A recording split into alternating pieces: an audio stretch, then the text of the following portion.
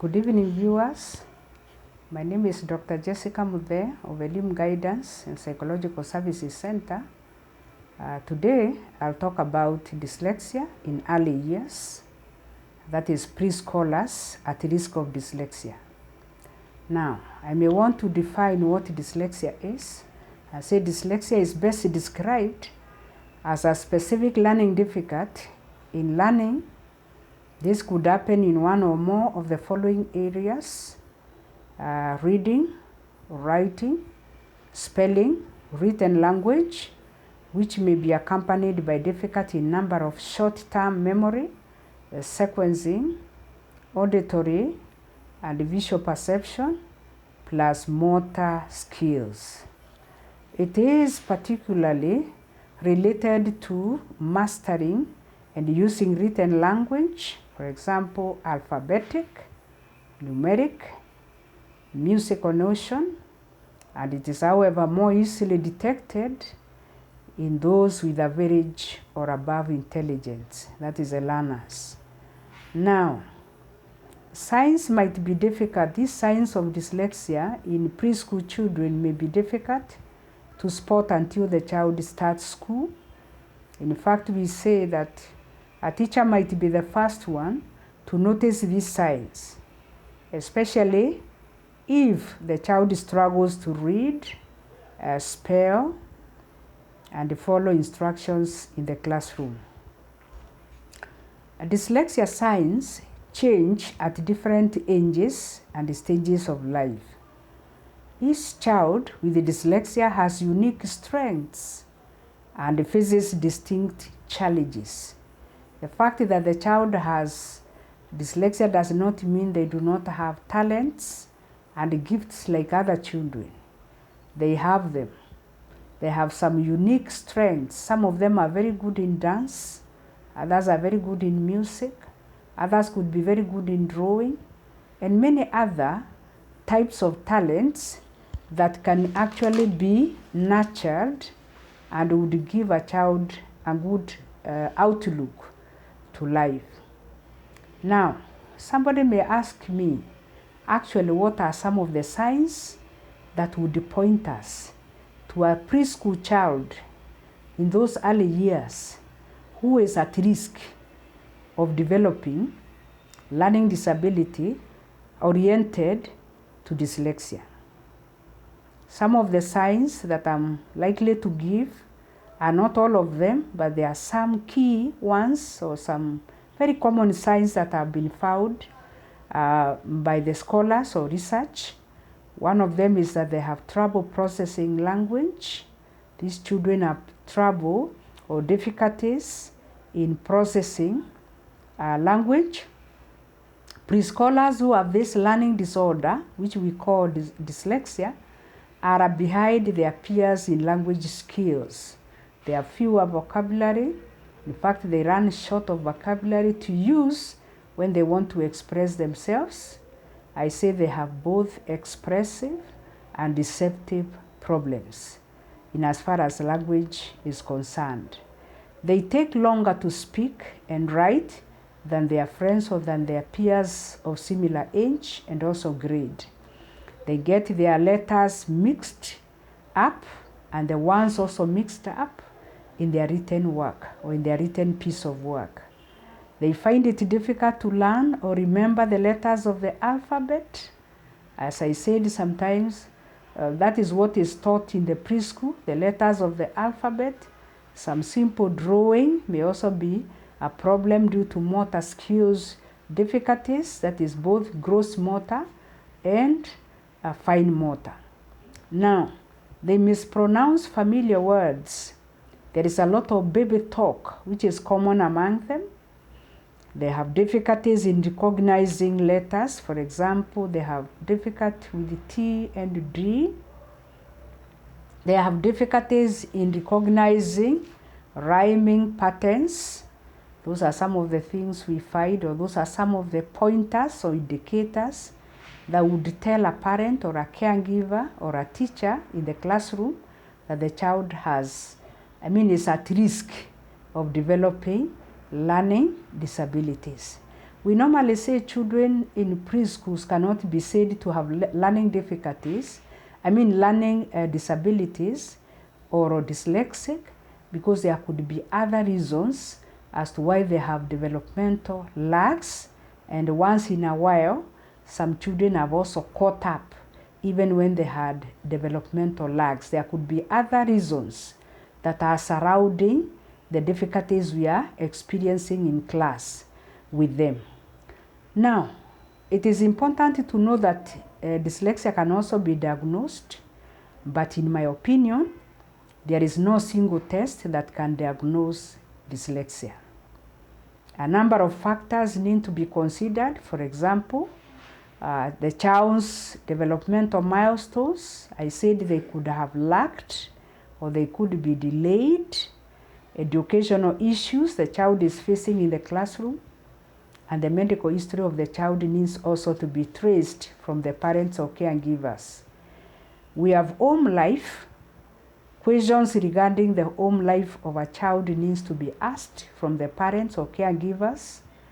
The teachers may not tell that, but the parents can give proper home history of how they are living with that child. The teachers of the child may also be asked to give a report on how the child is reading or the reading ability of the child as far as they are concerned. And this teacher that is giving the report needs to have been with a child for not less than 6 months to actually claim that they know the child. Vision and hearing and the brain tests, that is neurological tests, may also be required for diagnosis to be made. Psychological testing may also be needed. Testing of other reading and other academic skills may also be required. So there is a lot of data generally that is gathered to be able to diagnose the child. Now, some parents have asked time and again, is there treatment for dyslexia?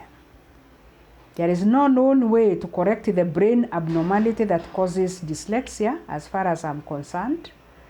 Dyslexia is a lifelong problem, so the parent needs to be ready to work with the child in their difficulties, especially in academic work. Now, however, early detection, evaluation to determine the specific needs and appropriate intervention can improve the child's life. Now, it is important, some parents also ask, is this something that can be handled by teachers, or is it being handled by physicians or neurologists or other specialists? I am here to talk about educational interventions or techniques that a teacher or educationist can apply. Dyslexia can be intervened for educationally, one by use of non-conventional methods to teach the child. Teachers who are trained in special needs education, they know that there are special methods that could be used to actually address the child's need, even though they have disability, whether in a special school or whether in a mainstream. Multisensory approaches, for example, could be used for learners who have learning disabilities such as dyslexia, dyscalculia, dysgraphia, and the rest. Multisensory approaches is use of more than one sense methods to teach the child, because the learning styles of the child also needs to be cross-checked or checked to know exactly how the child can be taught. There is something we call individualized education plan, and that is prepared by a special teacher so that they can be able to address the learning needs of these learners who have special needs. Parental involvement is also very key in the child's education if the child has a disability. Now, for example, it is possible to address a problem early enough if the child is suspected to have dyslexia, when the parent is highly involved in the education of that child. At times, some parents have been very good in that they have been able to work individually also with the children at home, where they read for them aloud, and that reading aloud helps the child to improve in their reading abilities. They also work with the child's school. There is what we call teacher-parent conferences that are very important because when parents and teachers work together, they are able to meet the needs of this child to a substantial level or to a significant level.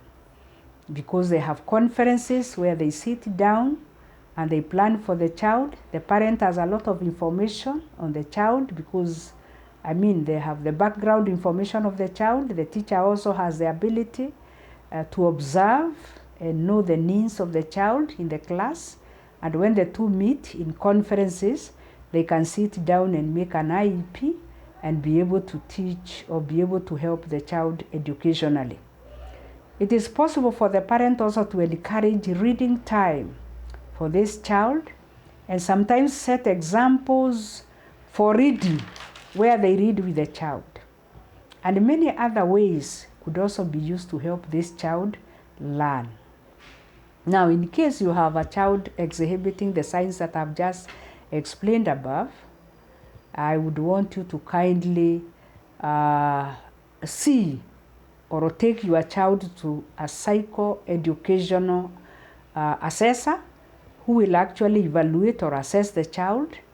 And if sometimes, in many times, they place the child in the right program, or they propose the right program for the child, or even if the child is left in the mainstream with the peers, a lot could also be done when there is an evaluation report or an assessment report that has been done by an expert or by a psychologist.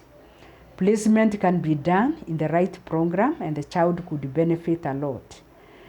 Special needs teaching methods can also be suggested in that report, and the teacher could get a way forward on how to help the child.